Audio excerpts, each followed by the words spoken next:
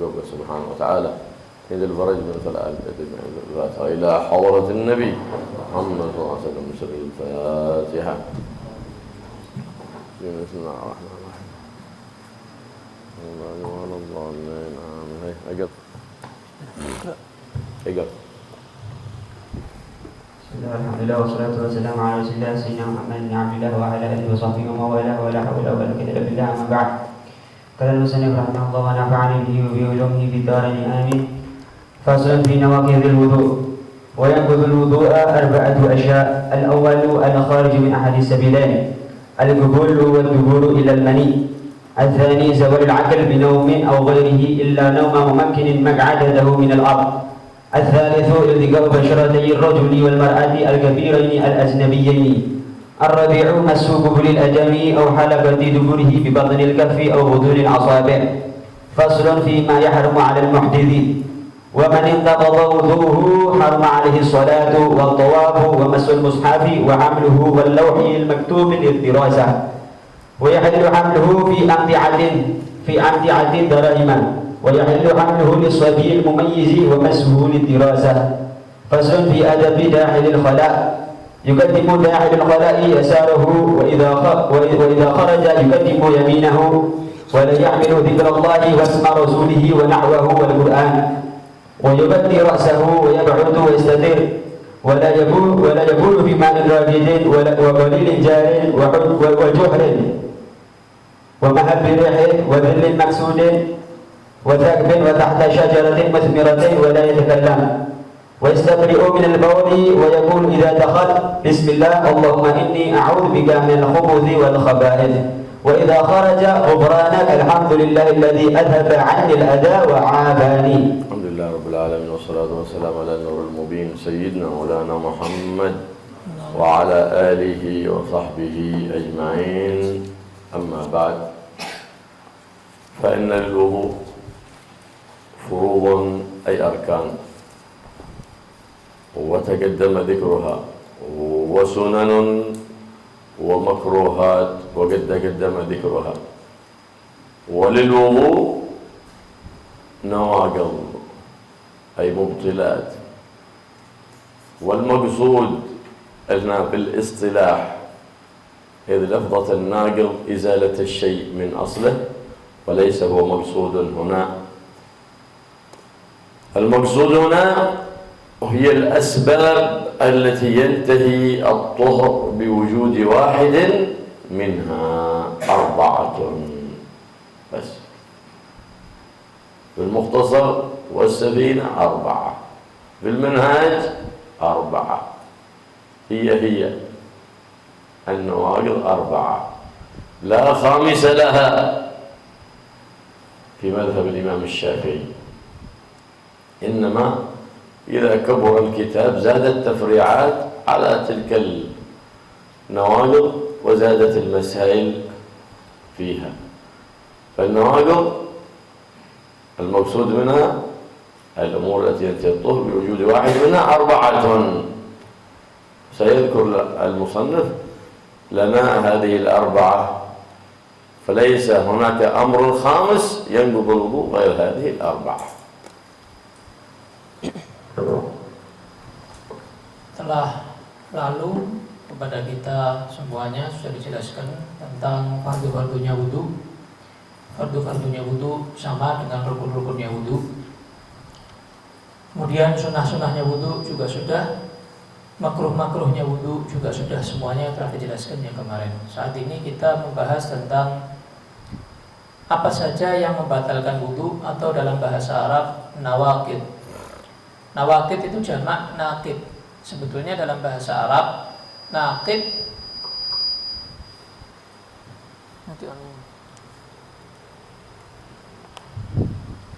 sebetulnya dalam bahasa Arab naqid itu adalah izalatus syai' min aslih, menghilangkan sesuatu dari akarnya.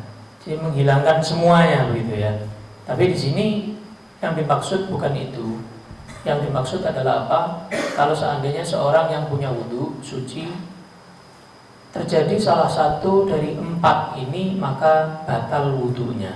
Itu yang dimaksud nawaqid di dalam bab ini.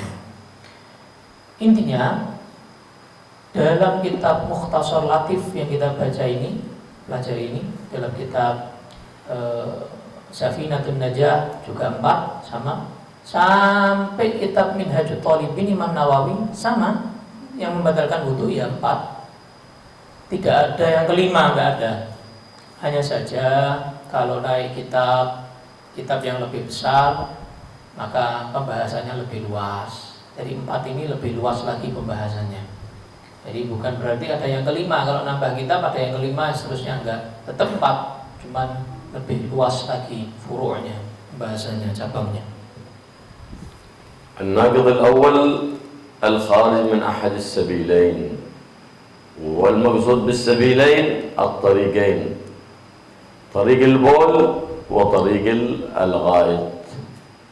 هذا المراد بالسبيل. إذا خرج شيء من السبيلين انتقض الوضوء.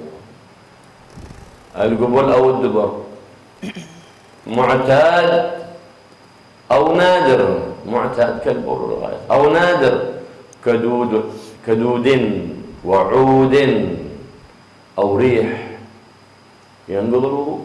حتى خلف نادر يخرج ريح من القبل، لو خرج انتقض. أي خارج من السبيلين ينتقض به الوضوء. نعم، إذا الدخول هو الذي ينقض الوضوء. لا، الخروج الذي ينقض الوضوء، الدخول لا ينقض الوضوء. داخل لا ينقض الوضوء، وخارج من أحد السبيلين ينقض الوضوء بالخروج. فإذا خرج نعم، سواء كان ذلك معتاد أو نادر. استثنى خارج من القبل لا ينقض الوضوء، قال إلا المني لا ينتقض به الوضوء. وليس المعنى أنه يقوم يصلي به، لا، لأن القاعدة الفقهية تقول أن ما أوجب أعظم الأمرين بخصوصه لا يوجب أدونهما بعمومه. هنا أوجب أعظم الأمرين خروج المني وهو الغسل، لا يوجب أدونهما بعمومه، أي بعموم كونه خارجا. فهذه قاعدة فقهية. ليس المعنى أن اللي خرج منه يقوم يتوضأ يصلي ويقرأ القرآن، لا، يحرم عليه حتى مس المصحف وحمله، فضلا عن الصلاة وغيره. إيش فائدة يعني؟ وكيف يكون هذا يخرج مني ما ينتقل الوضوء؟ هذا إذا نام هكذا ممكنا مقعدته هكذا بعدين احتلم خرج له مني، بس هذا صورته. بس إيش فائدة من هذا الوضوء حقه هذا؟ لو واحد يعني بيعطي دويت للمتوضين فقال هذا المال خاص للمتوضين يعطى منه، لأنه يسمى متوضي صورة ليس حقيقة. لو نذر المال أو أوصى لأحد المتوضين يدخل منه، لكن لا ينتفع بذلك الوضوء بشيء أبدا، حتى حمل المصحف لا يجوز له ذلك، بس المصحف حمل. نعم، هذا هو. أما في غير هذه الصورة كيف يخرج مني ما بينتقض الوضوء إلا بهذه، إذا احتلم وهو ممكنا مقعدته من مقره فخرج له المني، هذا صورة عدم النقض. نعم. Yang pertama dari yang membatalkan wudu adalah keluarnya sesuatu dari dua jalan, yaitu kemaluan depan, jalur kencing, buang air kecil, kemudian jalur belakang, buang air besar. Ya. Baik yang keluar itu sudah biasa keluar, kayak kencing sama BAB, atau yang jarang keluar, jarang orang yang keluar seperti itu, misalnya seperti keluar cacing, keluar kayu misalnya, walaupun bukan benda, hanya angin, kentut, itu membatalkan wudu. Atau Kentut yang jarang orang kentut seperti itu, misalnya kentut dari kemaluan depan, tetap batal. Yang membatalkan jadi keluar ya, bukan masuk. Jadi kalau kemaluan kemasukan sesuatu itu tidak membatalkan. Jadi yang membatalkan adalah ketika keluar. Jadi kharij, jadi harus khuruj, harus keluar. Jadi kalau masuk, hanya masuk, belum keluar, belum batal. Tapi kalau sudah keluar, maka itu membatalkan wudu. Dikecualikan, tadi sudah dibaca, dikecualikan yang keluar adalah mani, sperma. Maka kalau yang keluar mani, sperma, maka tidak membatalkan wudu, tapi itu hanya dalam satu gambaran. Nggak ada gambaran yang lain selain gambaran ini. Jadi orang yang duduk memakin maq'adatahu minal ard, yang dia duburnya dengan tanah tidak ada jarak sehingga kentutnya nggak bisa keluar kalau seandainya dia tidur, ya, seandainya dia tidur. Terus ketika dia tidurnya dalam keadaan duduk yang seperti tadi itu, terus kok dia mimpi basah keluar mani, maka ini wudunya tidak batal, tapi wudunya tidak bermanfaat. Kenapa? Ya dia tetap nggak boleh megang mushaf, kan hadas besar. Dia memang masih punya wudu, tapi nggak boleh dia sholat, nggak boleh dia baca Quran, nggak boleh dia junub, dia orang yang punya hadas besar. Jadi wudunya tidak bermanfaat, hanya dia masih punya wudu gitu aja. Tapi buat sesuatu yang dihalalkan bagi orang yang wudu nggak boleh, masih belum boleh sebelum dia mandi besar. Ya, mandi wajib, karena ada kaidah fikih yang menyatakan sesuatu yang mewajibkan salah satu dari dua perkara yang paling besar. Jadi misalnya hadas besar, hadas kecil. Berarti kan dalam gambaran ini orang yang tidur nggak batal wudunya, tapi dia keluar mani dan nggak batal wudunya juga. Tidurnya nggak membatalkan, keluar maninya nggak membatalkan wudu, ya kan? Nah, ini kan berarti mewajibkan mandi besar, berarti kan hadas besar. Bukan berarti karena diwajibkan sesuatu yang besar, terus yang umum, berarti ini khusus ya, khusus keluarnya mani. Hadas besar ini kan khusus, jadi dia harus mandi. Bukan berarti yang umum mutlak hadas, dia kan berarti kan berhadas, ini kan berhadas besar. Berarti dia bukan berarti karena dia terus berhadas besar, terus kemudian hadas kecilnya terangkat. Tidak begitu. Jadi walaupun dia sekarang hadas besar, duduk keluar mani, dia tetap masih punya wudu. Jadi nggak mesti kalau dia punya hadas besar, kemudian kok dia langsung dikatakan punya hadas kecil juga. Enggak. Orang tersebut tetap masih punya wudu.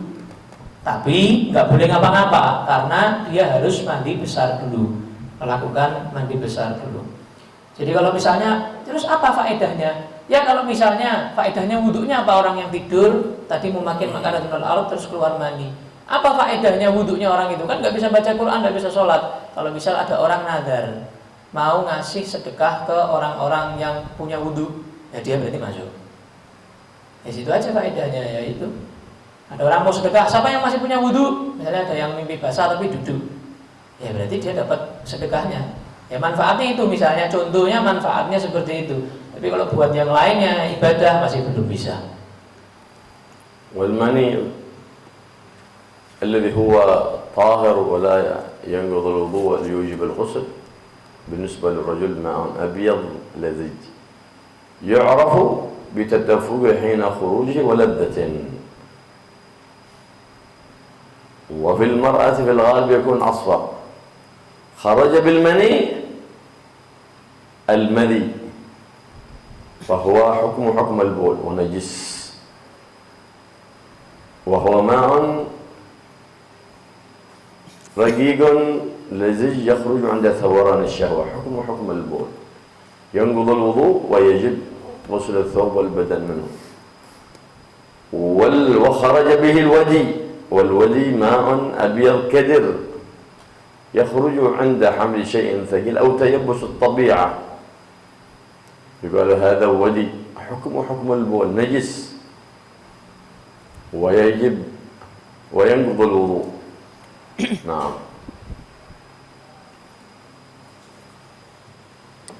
Mani, sperma, ya, hukumnya adalah suci.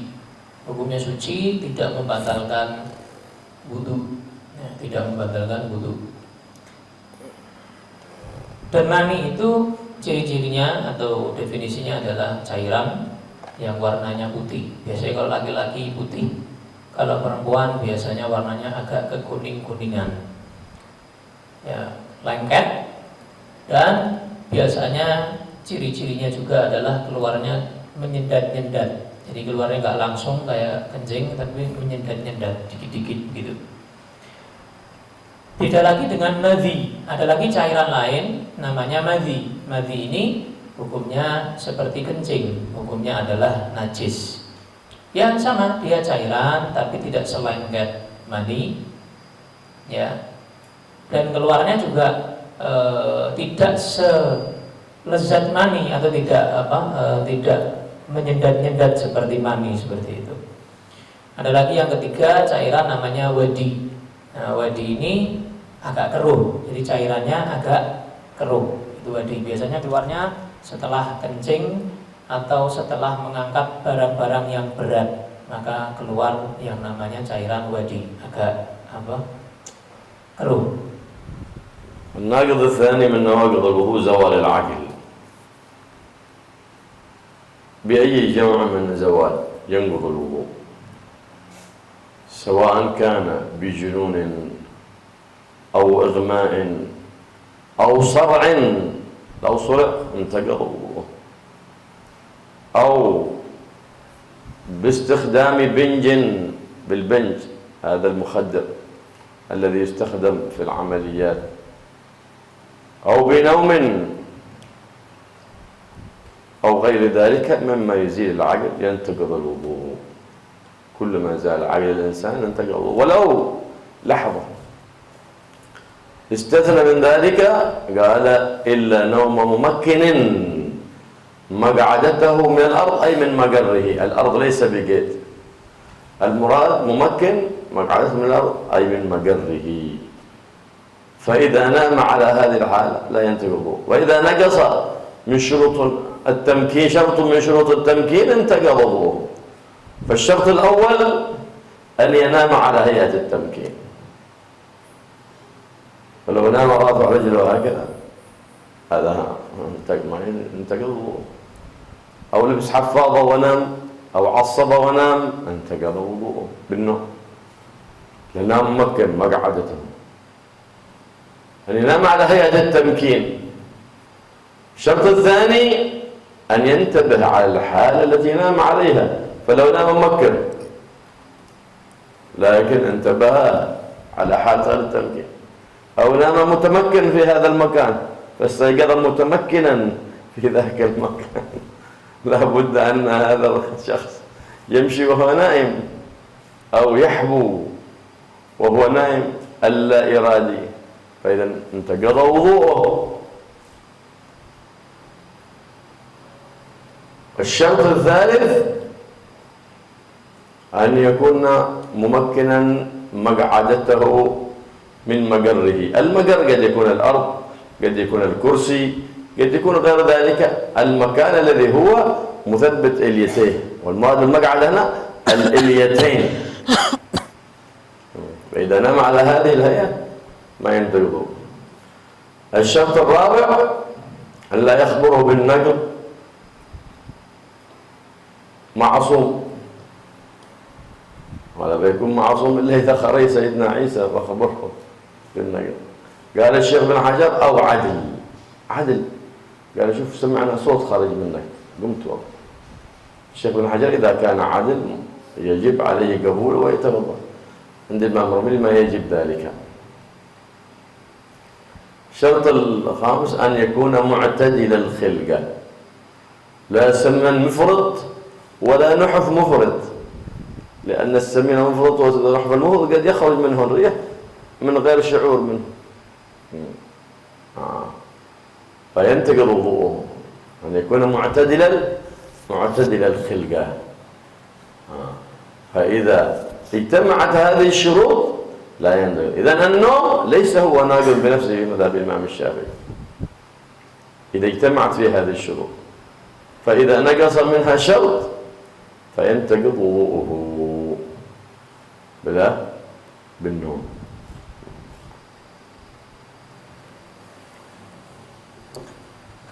Yang kedua daripada yang membatalkan wudu adalah hilangnya akal dengan apapun, pokoknya akalnya hilang, gila, pingsan, atau misal pakai obat bius ketika dioperasi biasanya ya, atau tidur walaupun sebentar, walaupun makler, sakler gitu, tidur sebentar ya, pokoknya dikatakan tidur berarti batal wudunya, kecuali adalah tidurnya seorang yang mumakkinan maka ada tahum minal ard, yang menetapkan atau yang tidak terlalu banyak celah antara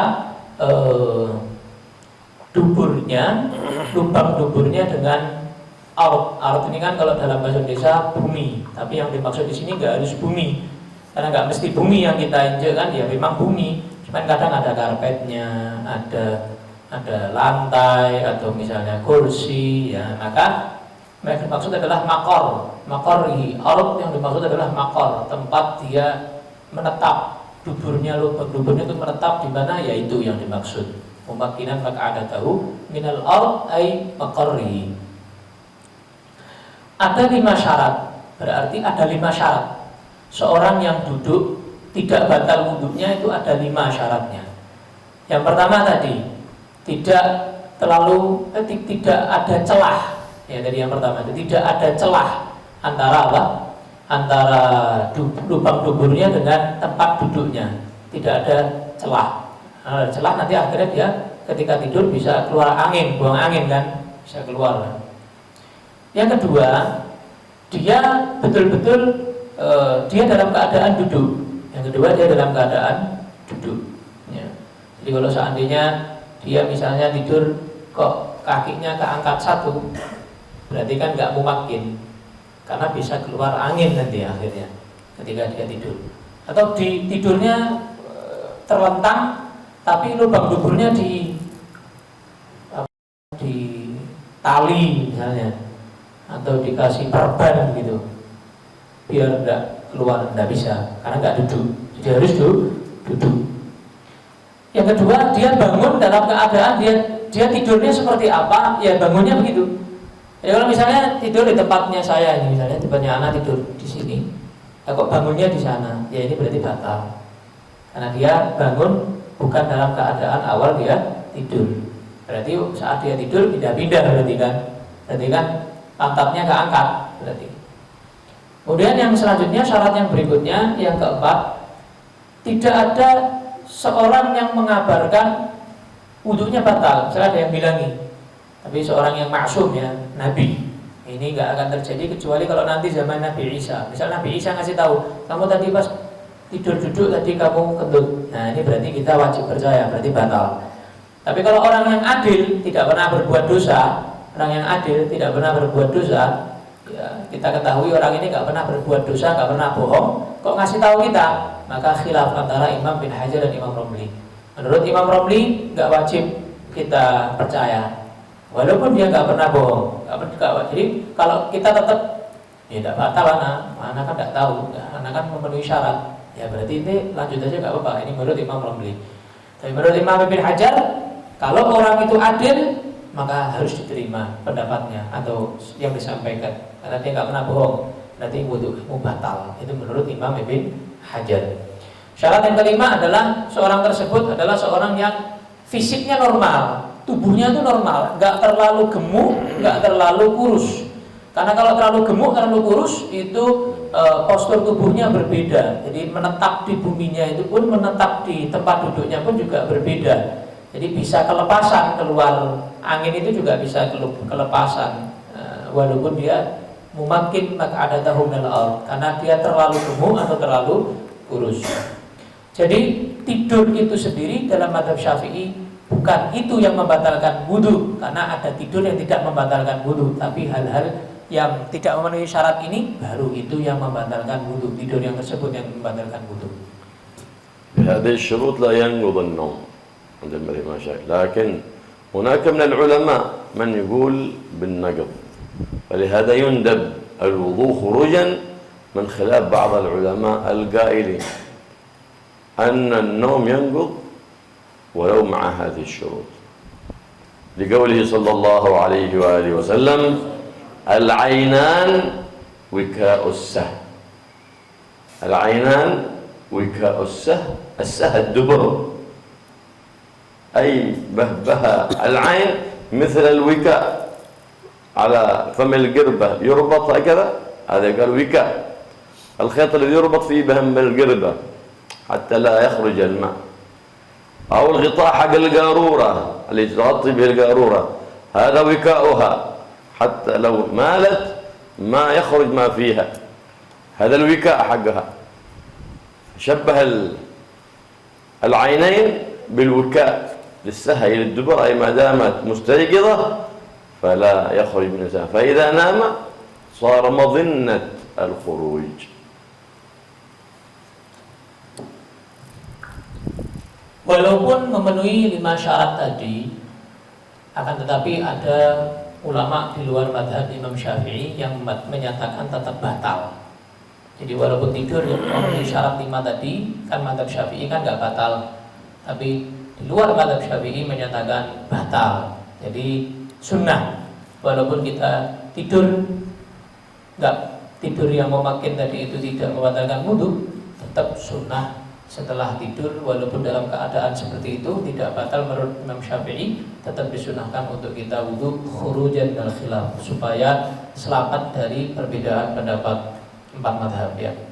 Karena ada satu sabda Nabi Muhammad SAW, Nabi bersabda, al-ainan, kedua mata itu wika usah, yang menutupi dubur. Jadi maksudnya Nabi bagaimana? Selama kedua mata ini masih melek, masih sadar, nggak tidur, dia masih bisa nahan kentut. Dia bisa nahan keluarnya sesuatu dari duburnya. Tapi kalau sudah tidur, nggak tahu sudah keluar apa enggak, kan nggak sadar ya. Karena yang nutup ibaratnya tadi diibaratkan tutupnya wadah, tutupnya botol. Kalau ditutup botolnya, ente apa kan tidak bakal tumpah. Tapi kalau tutup botolnya sudah enggak terpasang, ya bisa tumpah. Sama kayak yang keluar dari dubur.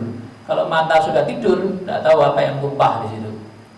Angin kentut berapa kali nggak tahu dia. Tapi kalau dia matanya melek, dia sadar, berarti dia bisa menahan kentut tadi itu untuk keluar. الناقض الثالث من نواقض الوضوء التقاء بشرتي الرجل والمرأة الكبيرين الأجنبيين من غير حائل. التقاء، ما معنى الالتقاء؟ التقاء البشرة، الالتقاء بشرتي أي تلامس البشرة مع البشرة. والالتقاء لا يكون إلا من غير حائل، لو كان وجد حائل وإن رق ولو خفيفا حائل هكذا ما في نقض، ما في التقاء هنا. وإن كان الحائل خفيف حتى ورقة منديل خفيف جدا ما يحصل النقض. ليه؟ ما في التقاء. بشرتي، خرج بالبشرة 3 أشياء: الشعر والسن والظفر، بلمسه لا ينقض الوضوء. وإن كان النظر إلى شعر المرأة وسنها وظفرها يحرم، ولمسه يحرم متصلا ومنفصلا، حتى لو رمى مرأة المرأة شعرها ورمته حرام عليها من نظره رجل، حرام عليها، حقها أن تدفنه. فلهذا ترى شعر بعض النساء مرعبل. ليه؟ لأنها ترمي شعرها في المجاري، ترمي شعرها في القمامة. السنة أن تحفر له حفرة وتدفن ذلك الشعر، يزين الشعر. المرأة يكون شعرها ما عاد يحتاج إلى شامبو، زين طبيعي، ولا أن تستعمل الشامبو وهكذا تحس شعرها ما هو زين. ليش السبب؟ أنها تهمل شعرها، ترميه في القمامة، ترميه في الأرض. وأما إذا اطلع عليه رجل فذاك حرام. الشعر ما يسمى هذا من البشر، بشرتين، التقاء بشرتي إذا خرج بالشعر، الشعر والسن والظفر، السن هذا والظفر هذا. الرجل والمرأة، من الرجل؟ من هو الرجل هذا؟ الرجل المقصود به هنا، المقصود الإنسان الذكر من بني آدم يقال رجل. نعم، هذا رجل بالعموم، لكن المقصود هنا بلغ حدا يشتهى عند النساء من هذا الذوق السليم. والبنت المرأة كذلك إنسانة من بني آدم قد بلغت حدا يشتهى فيه عند الرجال من أهل الذوق السليم، لا من أهل الذوق اللئيم. المقصود هنا هذا، والغالب يكون ذلك في السبع وليس بقيد.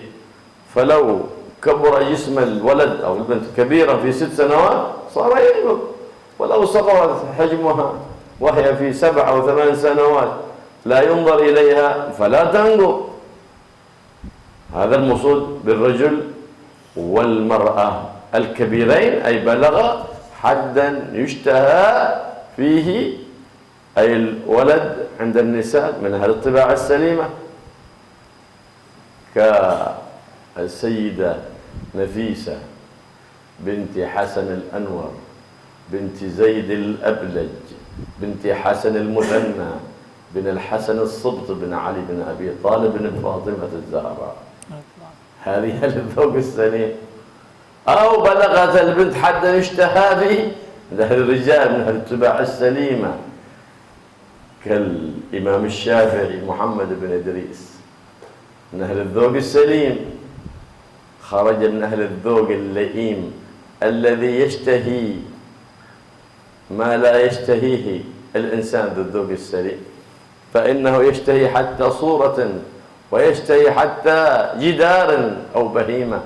ذاك صاحب الذوق البهيم، ذوق البهايم، ذوق السباع، فلا يعتد به من البشر ولا يحكم عليه بذلك الحكم، إنما هو لأهل الذوق السليم. كبيرين أجنبيين أي ليس بينهما محرمية بنسب أو رضاء أو مصاهرة.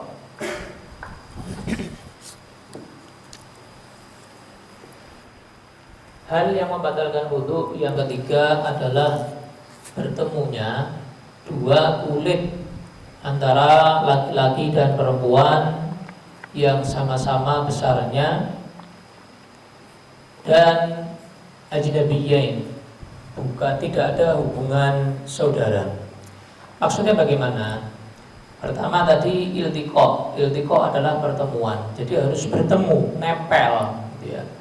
Jadi kalau tidak nempel kulit dengan kulit, misal ada pemisahnya, walaupun cuma tisu, walaupun tipis yang membuat pemisah antara kulit laki-laki dan perempuan, walaupun cuma tisu tadi digambarkan, maka tidak membatalkan wudu karena itu tidak nempel kulit dengan kulit. Yang kedua adalah basyaratai, iltiqa basyaratai, dua kulit. Jadi harus kulit. Dikecualikan adalah yang bukan kulit. Berarti 3 hal. Adalah 3 hal. Yang pertama kuku, yang kedua gigi, yang ketiga rambut. Jadi kalau pegang rambut perempuan nggak membatalkan wudhu, megang giginya tidak membatalkan wudhu, megang kukunya tidak membatalkan wudhu. Bukan berarti nggak membatalkan wudhu terus boleh dilihat. Jadi melihat kuku perempuan tetap nggak boleh, melihat rambut perempuan tetap nggak boleh, melihat gigi perempuan tetap nggak boleh. Ya, bukan berarti terus nggak batal, boleh, nggak. Bukan berarti seperti itu, tetap nggak boleh. Walaupun sudah terpisah, misal ngelihat rambut perempuan di jalan dilihati, tetap nggak bisa. Walaupun terpisah, kukunya perempuan di jalan, ya makanya disunahkan, ya setelah motong kuku, motong rambut, ya itu untuk dikubur, dipendem, ya dipendem. Makanya sekarang kita lihat banyak yang butuh sama sampo, ya karena nggak ikut sunnahnya Nabi. Sunnahnya Nabi kan dipendem. Makanya rambutnya kalau nggak disampoi hancur, gitu kata beliau tadi, berabal, elek, nggak bagus. Jadi harus banyak Jadi kayak kecanduan sampo, gitu ya. Ya karena itu kalau kita ikut sunnahnya Nabi, hatta tak pakai sampo itu, rambut ente bagus, rambut ente wangi. Karena apa? Ikut Nabi SAW dipendem ya. Nah, kalau perempuan nggak melakukan itu, ya berarti ya akan kecanduan sampo terus, ya, bakal murabal terus rambutnya. Nah, terus kemudian selanjutnya al-kabirain, ya kan, basyaratai ar-rajuli laki-laki wal mar'ati dengan perempuan. Ya, laki-laki dan perempuan. Laki-laki ini siapa? Laki-laki ya laki-laki, ya manusia yang laki dari anak Adam, gitu ya, laki-laki. Nah, yang dimaksud laki-laki perempuan yang dimaksud al-kabirain, yang dua-duanya besar, dewasa. Dewasa ini bukan berarti balik. Kedua-duanya dewasa maksudnya apa? Sampai pada batas ketika dilihat seorang yang normal akan syahwat, ada green begitu ketika melihat perempuan ini, walaupun belum balik misalnya kelihatan perempuan cantik, belum balik ini, dilihat sudah cantik, orang yang normal tadi ya, cantik, berarti ini dipegang sudah batal. Atau sebaliknya, laki-laki, walaupun laki-lakinya belum balik, tapi kalau dilihat perempuan, laki-laki ini sudah kelihatan ganteng, membuat perempuan tersebut syahwat, maka berarti laki-laki ini sudah gabir. Ya, walaupun belum balik, sudah gabir. Begitu juga kalau sudah balik, walaupun badannya kecil banget, kayak anak kecil, ya tetap itu juga membatalkan. Jadi nggak harus balik. Kalau sudah sampai batasan yang disyahwati oleh orang yang normal, maka itu membatalkan wudhu. Nah, normal ini, orang yang normal ini yang punya tabiat yang baik, bukan kayak orang-orang yang seperti binatang, apapun diterabas, diterjang, walaupun lihat tembok dia syahwat misalnya, lihat binatang syahwat, lihat sembarangan syahwat dia. Na'udzubillah min dzalik. Nah, ini enggak patokan ini enggak bisa buat barometer, enggak bisa buat patokan ini. Siapa yang bisa buat patokan? Disebutkan adalah kalau perempuan buat patokan tabiat yang selamat, dzauq yang baik adalah Sayyidah Nafisah, keturunan Nabi sallallahu alaihi wasallam. Laki-laki siapa? Al-Imam Asy-Syafi'i rahimahullahu taala. Nah, dua ini, yang perempuan Sayyidah Nafisah, yang laki-laki Imam Syafi'i, sebagai patokan, barometer bahwa ini adalah seorang yang tabiatnya selamat, dzauqnya baik, normal. أجنبيين أي ليس بينهما Ya. نسب من المصاهرة ولا نسب ولا رضاع. ويأتي معكم إن شاء الله في كتاب النكاح تبين أن هناك محارم 7 من النسب و7 من الرضاع و4 بالمصاهرة، يشرح ذلك إن شاء الله في كتاب النكاح. Ajnabiyain, kemudian ajnabiyain. Apa ajnabiyain? Al-kabirain al-ajnabiyain. Al-ajnabiyain, apa ajnabiyain? Tidak ada hubungan nasab, tidak ada hubungan susu, ya, persusuan, tidak ada hubungan pernikahan. Nah, ini yang dimaksud orang lain atau ajnabi. Dan nanti di bab nikah akan dijelaskan lebih detail lagi bahwa yang menjadi mahram sebab nasab ada 7, yang menjadi mahram sebab radha' susu ya persusuan itu juga ada 7, yang mahram sebab musaharah pernikahan ada 4. Nanti insya Allah kalau sampai bab nikah akan dijelaskan detailnya. فكثير ما يغلطون بعضهم في الأعراف يقول بنت عمه أو بنت خاله أختي في اصطلاحهم هكذا وهذه تنقض الوضوء. بنت العمة وبنت العم وبنت الخال وبنت الخالة ليست محرم لك، لكن في بعض البلاد يعبرون عن أخته لأنه تربى معا ويراها كأخته، لكن ليس هي من المحارم. يمكن يصلها كما يصل أخته لا بأس، لكن إذا لمسها انتقض وضوءه بل لا يجوز له لمسها أصلا. Banyak sekali terjadi di kalangan kita, sepupu, isanan, ya, anaknya Pak D, anaknya Budi, anaknya Pak Le, anaknya Bule, ya, itu dianggap kayak ini kakakku, ini adikku. Tidak ada, itu bukan mahram itu nggak boleh dipegang, nggak boleh dilihat, sama kayak orang lain.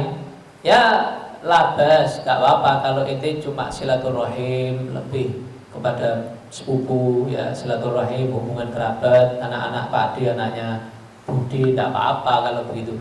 Tapi kalau urusan megang, lihat, ya itu sama kayak orang lain juga membatalkan wudhu. Ya bukan berarti terus bareng-bareng dari kecil main bareng terus kemudian jadi mahram. Nah, tidak bisa itu. Tetap sepupu adalah bukan mahram. نعم. الناقض الرابع من نواقض الوضوء مس قبل الآدمي أو حلقة دبره ببطن الكف أو بطون الأصابع. المس عندنا هناك مس ولمس. المس ما يكون إلا بباطن الكف، بطن الراحة أو بطون الأصابع. أما اللمس يكون بأي جزء من أجزاء البدن، هذا يخالف فيه اللمس المس. مس هنا الذي ينقض مس. ماذا ينقض مسه؟ قبل الآدمي، لو مس قبل الآدمي أو حلقة الدبر انتقض الوضوء. آدمي خرج بالآدمي لا غير الآدمي من حيوان أو غيره لا ينقض به الوضوء، مسه الآدمي ولو صغير، ولو صغير حتى ابنه أو ابنها عندما قصرته مست ذكره ينتقض وضوءه حتى ولو صغيرا. ولو صغيرا ينتقض به الوضوء. ببطن الكف، ببطن الراحة، الكف هو هذا مجموع الراحة والأصابع، هذا المقصود بالكف، هذا بطن الراحة وهذا بطن الأصابع، مجموعه يقال كف. ببطن الكف هذا خرج بطن الكف لو بس ولو من نفسه عندما يلبس حقه السروال لمس ذكره انتقض وضوءه يروح يتوضا ثاني مرة. خرج بالباطن الظهر ما ينقض وضوء أو ما بين الأصابع. الذي ينقض هو من طبق عند هكذا، عندما تطبق يديك هكذا من طبق هذا مس، بذلك ينقض الوضوء من نفسه أو من غيره ينقض الوضوء. وبالإبهام هكذا هكذا من طبق نقض الوضوء. خرج بالباطن الحرف أو الظهر فلا ينقض بذلك الوضوء إن مسه. وخرج بالقبول أو الدبر الفخذ، لو مس فخذه ما ينقض الوضوء. وأما مس الخصيتين لا ينقض به الوضوء لكن يندب.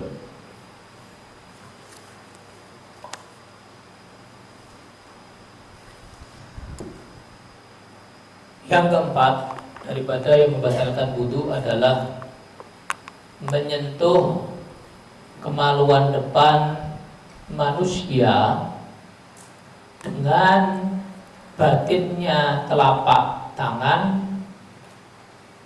atau batinnya jari telapak tangan. Antara mas dan lams itu berbeda. Kalau lams ya itu tadi antara laki-laki dan perempuan itu lams. Jadi megang dengan apapun, kulit manapun kepegang perempuan, kita misalnya laki-laki tersentuh perempuan itu lams. Jadi membatalkan wudu dari kulit manapun, anggota manapun kesentuh kecuali tadi 3 ya, kuku, rambut dan gigi. Tapi kalau emas dalam hal ini yang keempat dari yang membatalkan wudu mas. Nah, mas, almas ya kan, mas suku buli, mas ini khusus dengan telapak tangan, batin telapak tangan dan batin jari telapak tangan. Jadi 2 hal itu. Jadi batin telapak tangan dan batin jari telapak tangan. Dan hanya 2 hal, kubul kemaluan depan atau halaqatid dubur, lubang dubur ya, lubangnya bukan pantatnya tapi lubangnya, lubang duburnya. Jadi kalau berdiri itu nutup, kalau jongkok itu buka. Nah, itu lubangnya. Dikecualikan yang bukan manusia, megang kemaluannya binatang, enggak membatalkan wudu. Megang kemaluan binatang tidak membatalkan wudu. Dan juga membatalkan wudu memegang kemaluan anak kecil, sama, belum balik ini. Kemaluannya anak kecil, misalnya orang tua nyeboi anaknya, ya sama, itu juga membatalkan wudu. Walaupun megang kemaluannya sendiri, itu juga membatalkan wudu. Maka dikecualikan adalah punggung telapak tangan. Ini tidak membatalkan. Jadi kalau megangnya pakai punggung telapak tangan, nggak membatalkan wudu. Atau harf samping-sampingnya, samping-samping jari, samping-samping telapak, ini tidak membatalkan. Jadi kalau megangnya gini, samping begini, kemaluannya dipegang begini, tidak membatalkan wudu karena bukan batin tapi samping. Jadi punggung dan samping tidak termasuk. Nah, terus bagaimana caranya tahu mana yang batin? Nah, jadi dipraktekkan sama beliau dengan tangannya diginikan, namanya diginikan. Kalau khusus khusus jempol begini. Nah, yang tidak kelihatan ketika ditempel berarti itu batin. Yang kelihatan berarti itu zahir. Kalau pakai zahir itu tidak membatalkan wudu, tapi kalau batin itu membatalkan wudu. Dikecualikan juga paha, pegang paha nggak batalkan wudu, pegang paha nggak batalkan wudu.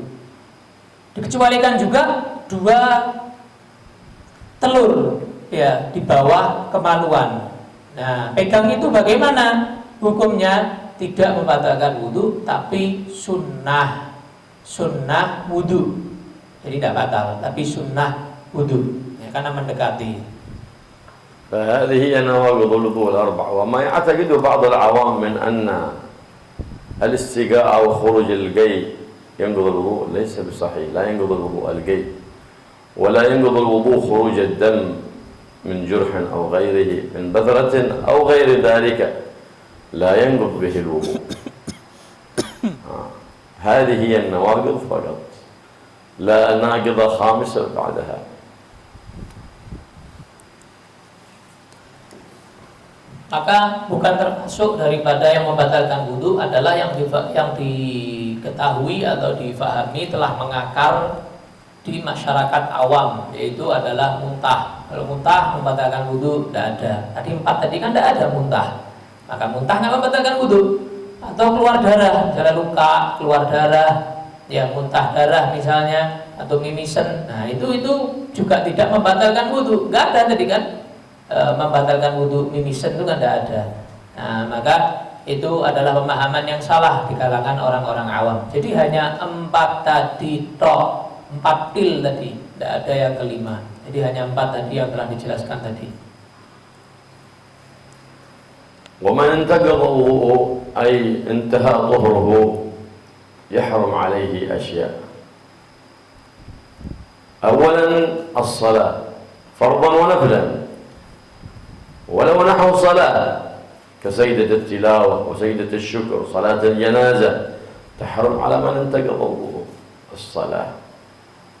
أما الصلاة على النبي محمد صلى الله عليه وسلم فما تحتاج إلى وضوء، في أي وقت تصلي على النبي في أي حالة، بطهارة أو بغير طهارة، الصلاة ما تحتاج إلى وضوء، الصلاة على النبي محمد صلى الله عليه وسلم. أما الصلاة ذات الركوع وذات السجود أو نحوها كسيد التلاوة وسيد الشكر وصلاة الجنازة فلا بد لها من طهارة. الصلاة والطواف فرضه ونفله، لأن النبي محمد صلى الله عليه وسلم يقول الصلاة الطواف بمنزلة الصلاة، إلا إن الله حل به النطق، فمن نطق فلا ينطق إلا بخير. طواف بالكعبة ومس المصحف، وهو ما مراد المصحف هنا؟ المصحف المراد به كل ما كتب فيه قرآن بقصد التلاوة ولو بعض آية، يحرم مسه ويحرم حمله. ما هو مصحف كامل له، حتى ولو آية يحرم، ولو في السبورة كتبتها بقصد التلاوة يحرم عليك تمسها. أما إذا كتبت بسم الله الرحمن الرحيم ألا تبركا لأنك بتبدأ، فلا يحرم مس السبورة حينئذ ولا حملها، لأن ما كتبناها بقصد التلاوة. هذا الذي كتب بقصد التلاوة هو الذي يحرم مسه وحمله.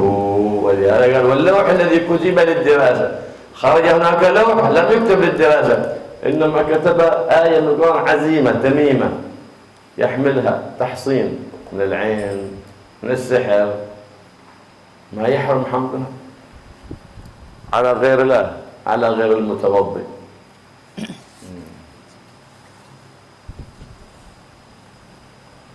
Seorang yang batal wudhunya atau tidak punya wudhu, maka diharamkan 4 hal. Pertama adalah sholat, baik sholat yang fardu atau sholat yang sunnah, diharamkan untuk melaksanakannya. Atau yang semisal sholat seperti sujud syukur, sujud tilawah, ya, sholat jenazah, itu diharamkan. Adapun sholawat kepada Nabi Sallallahu Alaihi Wasallam, maka itu nggak butuh wudhu. Artinya dalam keadaan apapun, suci nggak suci, yaitu sholawat kepada Nabi nggak ada masalah. Perbanyak sholawat kepada Nabi karena dianjurkan memperbanyak. Yang kedua yang diharamkan adalah tawaf. Tawaf sama, baik tawaf yang fardu atau tawaf yang sunnah. Karena disabdakan oleh Nabi Sallallahu Alaihi Wasallam, tawaf bimanzilatus shalah. Tawaf itu kedudukannya sama dengan sholat, hanya saja kata Nabi, Allah menghalalkan di dalam tawaf berbicara. Maka barang siapa yang mau nggak mau berbicara saat pertengahan dia tawaf, maka jangan berbicara kecuali dengan kebaikan, kata Nabi Sallallahu Alaihi Wasallam. Yang ketiga yang diharamkan untuk seorang yang batal wudhunya adalah menyentuh mushaf. Menyentuh mushaf. Menyentuh mushaf. Apa mushaf? Mushaf ini apa? Setiap apapun yang dicatat, ditulis di dalamnya Quran, walaupun cuma 1 ayat, sebagian ayat, tapi niatnya nulisnya untuk tilawah, dibaca, tilawatul Quran, niatnya buat tilawah, dibaca, walaupun di papan tulis, walaupun dimanapun ditulis, walaupun sebagian ayat, niatnya untuk tilawah nulisnya, maka ini berarti haram disentuh. Jadi nggak harus mushaf 30 juz yang dibawa yang haram, walaupun sebagian ayat, kalau ditulisnya niatnya buat tilawah, haram untuk disentuh. Nah, kalau misalnya di papan tulis Bismillahirrahmanirrahim, niatnya buat keberkahan, mau mulai pelajaran atau tulisan ilmu di papan tulis, maka nggak apa-apa berarti disentuh, karena niatnya bukan buat tilawah, ya. Atau misalnya pakai kertas ditulis beberapa ayat untuk apa? Jimat, ya, yang mengamankan dari menghindarkan dari sihir, dari ain, dari kejahatan-kejahatan, maka ini diperbolehkan dibawa jimat yang isinya ayat Quran ini walaupun tidak punya wudhu. ويحل حمل القرآن، وعرفنا معنى القرآن. ايش المقصود بالقرآن؟ ما كتب فيه ولو آية أو بعض آية بقصد التلاوة، ليس خصوص المصحف فقط. يحل حمله، وإن قصد بك بالتلاوة كتب فيه أو طبع، كتب أو طبع بقصد التلاوة يجوز حمله في أمتعته. كيف معنى أمتعة؟ أي هذه الشنطة بقاسي، يحمل هذا الشنطة فيها ثياب وفيها قرآن وهو على غير طهارة، يجوز حمله. ليه؟ إذا لم تقصد المصحف فقط حل لك ذلك بأمتعته، أو مع شنطة فيها دراهم، يجوز ذلك. لكن لا يجوز أن تجعل المصحف مستودع للدراهم، كما بعض الدولارات يطرحها وسط المصحف، لأن زوجته ما بتجي عليها، ما بتفتح القرآن بيقين، أو السارق إذا دخل البيت مشتبه بيسرق كل شيء إلا المصحف، ما بيسرقه بيقين، يطرح الدولارات حقه وسط المصحف. ما يجوز تجعلها حماية للدراهم والربيات والدولارات، تماما لا يجوز هذا. لو طلع شنطة فيها مال وفيها قرآن يجوز حملها، أو فيها كتاب فقه وفي قرآن يجوز حمله، نعم. ولو قل المتاع، حتى ولو كان جوال في الكيس وهذا قرآن يجوز حمله، جوال. ولو متاع صغير كقلم متاع، ولو وإن صغر المتاع يجوز حمل القرآن مع المتاع، بشرط أن لا تقصد القرآن. فإن قصدت القرآن وقصدك من المتاع هذا القرآن حرم الحمل حينئذ. إذن المسألة الأولى يحل بلا خلاف، وهو إذا قصدت المتاع فقط جائز بلا خلاف. ويحرم بلا خلاف وهو ما إذا قصدت القرآن فقط. ويحرم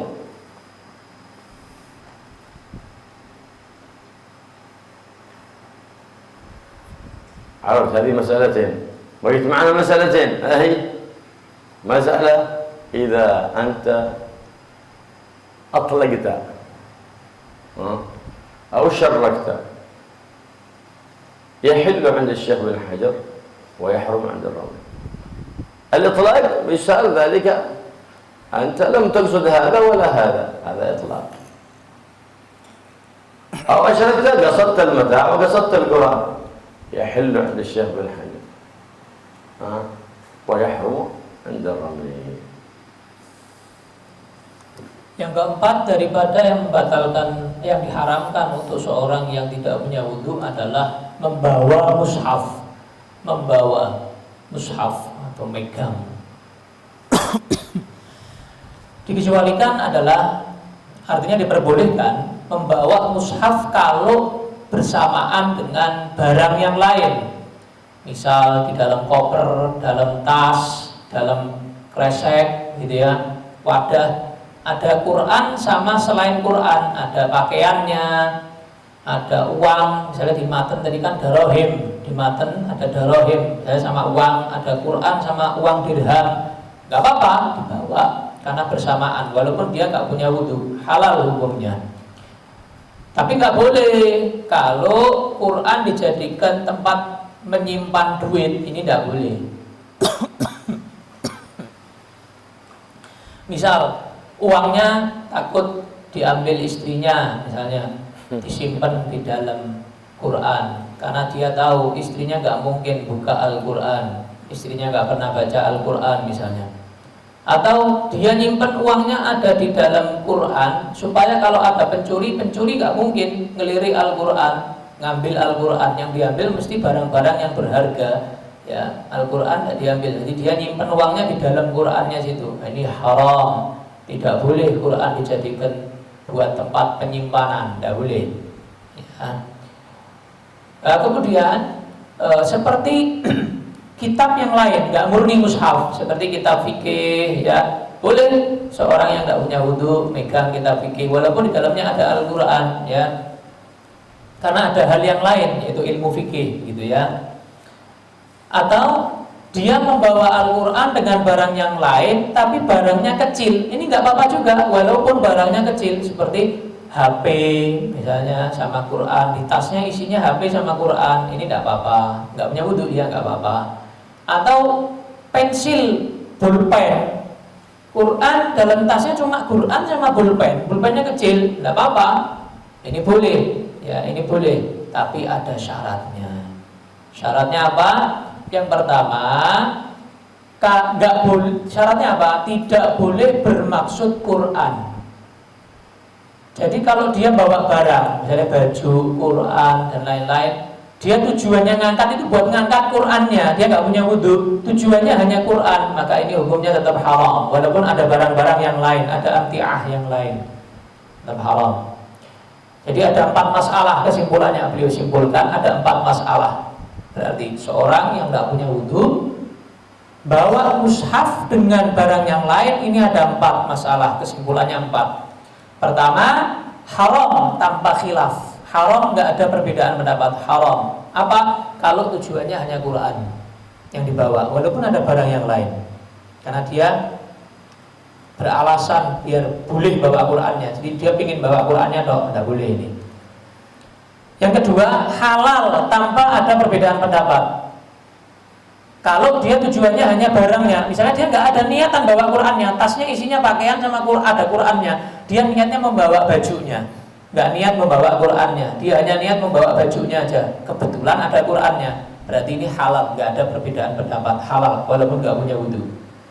Nah, masalah yang ketiga dan 4 ini masalah kalau dia nggak niat apa-apa, nggak niat bawa Quran, nggak niat bawa barang, ya wes pokoknya bawa gitu aja, mutlak, nggak bawa, pokoknya bawa gitu aja. Atau niatnya digabung, ya saya bawa dua-duanya, ya bawa niat bawa Qurannya, niat bawa barangnya, niat dua-duanya. Maka ini berbeda pendapat ketika nggak punya wudhu. Imam bin Hajar menyatakan halal, Imam Romli menyatakan haram. Kalau apa? Gabung niatnya atau mutlak nggak niat apa-apa, beda pendapat. Ini khilafnya di 2 masalah ini. Yang 2 masalah tadi sepakat.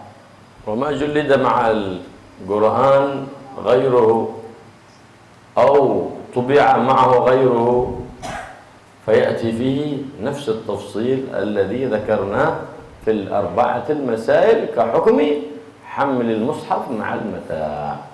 Kama kal-jawal gitu. Amma مسألة الجوال كذلك ما دام فيه مصحف يقرأ كذلك الحكم نفسه.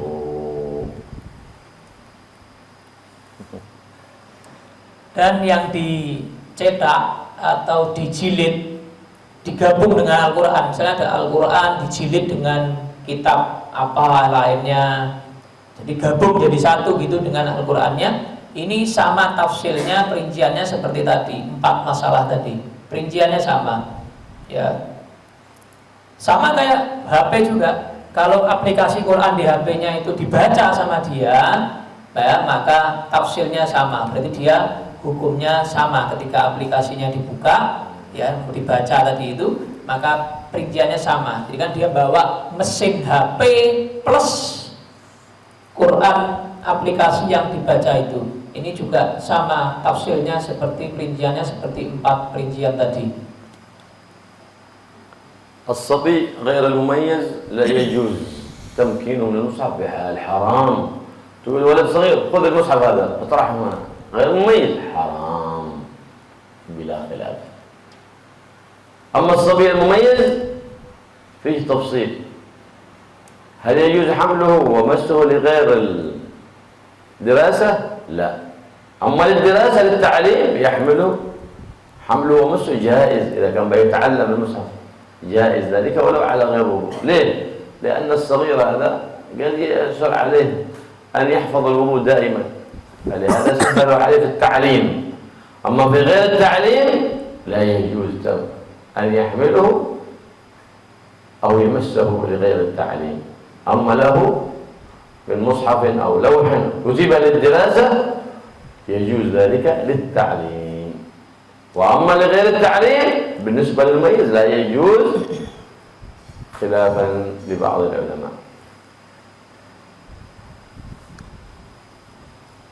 Anak kecil yang belum balik, yang belum mumayyiz juga, belum bisa makan sendiri, belum bisa minum sendiri, belum bisa cebok sendiri, ini tanpa ada perbedaan pendapat. Ulama menyatakan jangan dibiarkan pegang mushaf Quran, jangan dibiarkan pegang Quran tadi itu ya, walaupun sebagian ayat tadi yang dituju untuk tilawah.